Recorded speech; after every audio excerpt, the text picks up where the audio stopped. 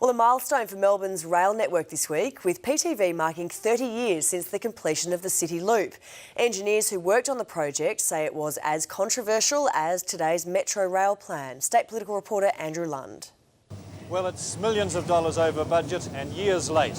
Even before it opened, Melbourne's City Loop was dividing opinion.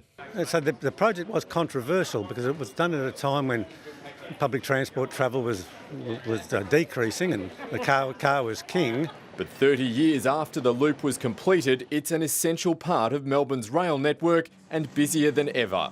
Building it wasn't easy. Construction caused huge disruption to the city. Peter Don was one of the engineers. People don't think for a moment as they're travelling around it now, they take it for granted.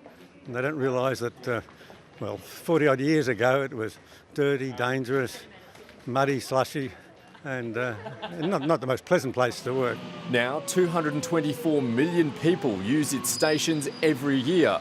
Among the regulars, Transport Minister Jacinta Allen. There are many quirks of the City Loop, some that people love and some that people may find a little bit frustrating at times. Among those quirks, tunnels that change direction at lunchtime on weekdays. Remember to touch on and touch off.